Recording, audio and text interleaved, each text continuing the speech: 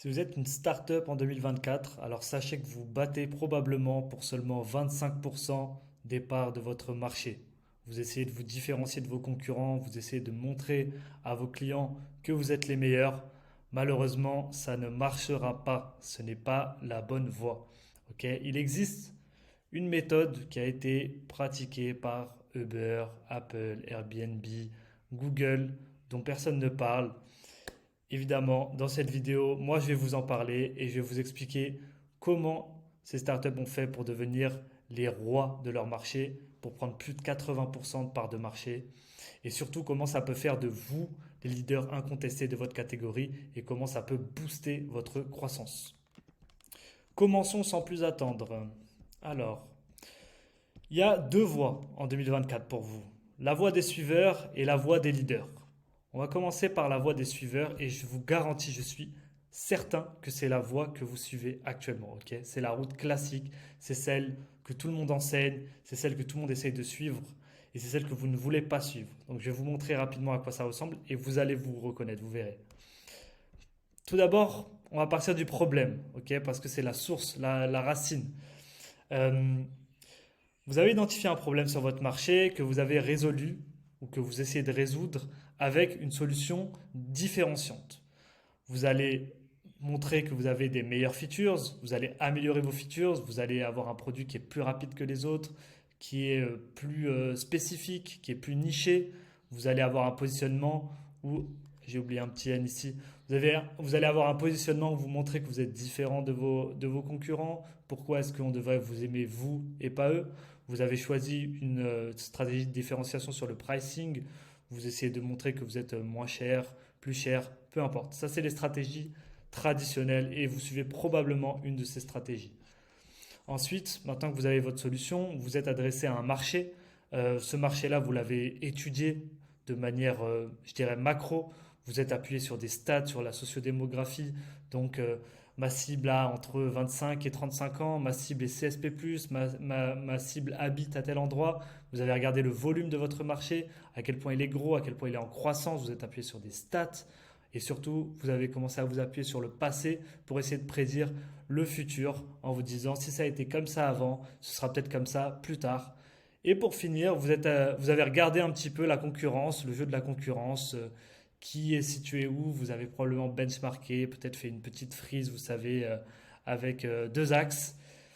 Ça fait de vous des mercenaires, c'est-à-dire que vous êtes en réaction complète face au marché et c'est le marché qui va vous dire où est-ce que vous allez aller. Donc voilà, vous vous vendez au marché en fonction de ce que le marché vous dit. C'est une très mauvaise posture. La posture de mercenaire est très mauvaise. Bon, on va parler un petit peu de comment vous marketez sur votre marché. Vous avez décidé de marketer votre produit parce qu'il faut montrer à tout prix que votre produit est le meilleur. Vous avez marketé votre marque. Voilà, on est mieux que les autres. Voilà pourquoi vous devez nous aimer. Et tout ça pour grappiller des petites parts de marché. En réalité, vous ne prétendez qu'à 24% de parts de marché. C'est ridicule. Bon, si on fait le bilan, je suis sûr que vous avez suivi à peu près 80% de ce qui est là. Je suis sûr que vous vous reflétez là-dedans, même si peut-être que vous mentez à vous-même, je ne sais pas. Mais voilà, ça c'est la route que suivent 80% 99% des startups. L'idée, c'est que ça fait de vous des suiveurs, ça fait de vous des mercenaires. Ce que vous voulez être, c'est des leaders. Vous voulez ressembler aux startups qui ont conquis le monde, qui ont changé le monde. Si vous avez une startup, c'est que vous avez une vision probablement. Alors pourquoi est-ce que vous suivez cette route? Écoutez, je ne sais pas, mais en tout cas, ce que je sais, c'est quelle est la route à suivre et je vais vous montrer dans un instant exactement à quoi ça ressemble et quelles sont les méthodes qu'ont utilisées les startups qui réussissent et comment ça peut vous appliquer à vous. Donc c'est parti. Voilà la route des leaders, la route du succès, la route que personne n'emprunte, encore moins en France. Et je vais vous la décrypter tout de suite dans un instant. Juste, petite aparté, si vous êtes une startup en croissance post-product market fit, que vous générez entre 300 000 euros et 1,5 million de chiffre d'affaires approximativement par an, sachez que on peut vous accompagner pour suivre cette route que vous allez découvrir dans un instant. Si jamais ça vous intéresse, vous avez le lien dans la description, vous pouvez prendre un petit appel.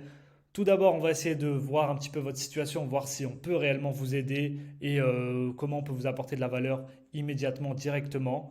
Et si jamais on pense qu'on peut résoudre votre problème plus en profondeur, on vous parlera de nos offres. Cet appel est entièrement gratuit, ça dure une demi-heure, donc surtout sautez sur l'occasion et cliquez sur le lien dans la description. On en revient à notre petite frise, c'est là que ça devient intéressant. Alors, on retourne au problème, on retourne à la racine. Cette fois-ci, le leader, il ne cherche pas à créer une solution différenciante, il cherche à créer une solution différente. Et vous devez faire la distinction entre ces deux mots. Une solution différente, ça va passer par l'innovation. Si je vous prends un exemple, Uber.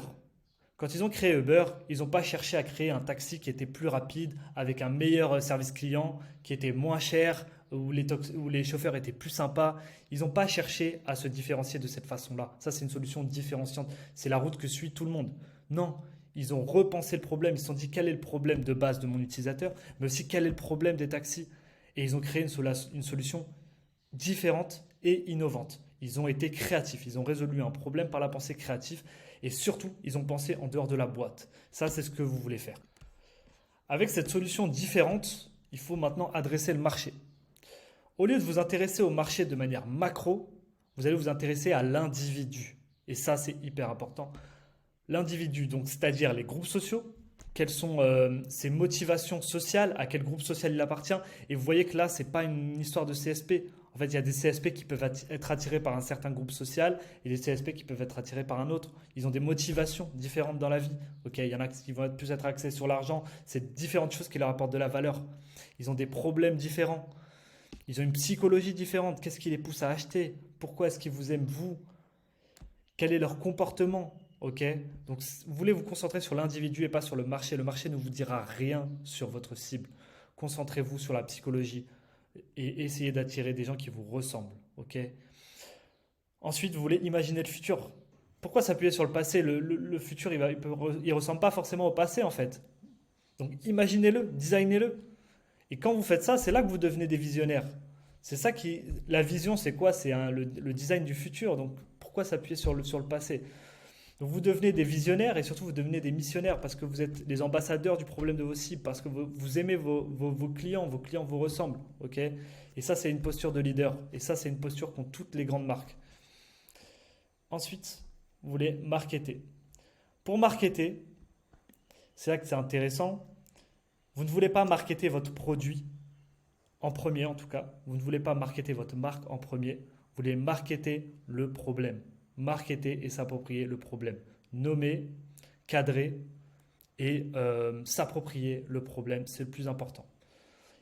Ce que ça va faire, c'est que ça va vous placer en solution évidente à ce problème. Vous êtes les seuls à résoudre ce problème. Je vous le rappelle, vous êtes les seuls à résoudre ce problème de cette façon-là. C'est à vous de marketer le problème. C'est à vous de révéler aux gens leurs problèmes profonds et de les éduquer dessus. Ensuite, vous les marketez et vous appropriez votre catégorie. Bah oui, vous la créez aussi. C'est votre catégorie, c'est votre marché. Faites comme Uber. Ils ont designé leur propre marché pour eux. C'est la position la plus confortable. D'accord? Et ensuite, vous marketerez votre marque, ensuite, vous marketerez votre produit, ensuite, vous marketerez vos features. Mais là, vous vous placez en leader. Vous êtes les leaders de votre catégorie. Vous devenez les rois de votre catégorie et vous n'avez plus de concurrents. Et je vais vous montrer rapidement à quoi ça ressemble un roi de catégorie en termes de part de marché. Ok? 80% de part de marché, je ne plaisante pas, c'est réel. Regardez Spotify. Ça, c'est le marché mexicain du streaming. Spotify qui a inventé le marché de la musique en instantané, je le rappelle. La musique en instantané. Avant, c'était impossible. C'est Spotify qui l'a créé. 80% de part de marché. Google, 88% de part de marché. Est-ce que vous vous rendez compte? Ça, c'est jusqu'à aujourd'hui. C'est-à-dire que ça fait 20 ans que c'est comme ça. Ils ont juste été rejoints par quelques acteurs, mais ils ne perdront jamais leur part de marché. Uber, qui est aussi à au minimum 75% de part de marché. Il y a d'autres acteurs, il y a Hitch, il y a Bolt, mais Uber ne perdra jamais ses parts de marché. C'est-à-dire que à partir du moment où la catégorie et le marché sur lequel ils sont grossis, ils continuent de grossir eux aussi. Quel est leur intérêt de dire on est meilleur que les autres? On a créé ce marché. Voilà, vous voyez un petit peu la mentalité. Ça, c'est la mentalité que vous devez avoir vraiment si vous voulez réussir en 2024. Une mentalité de leader, une mentalité de visionnaire versus une mentalité de suiveur et une mentalité de mercenaire.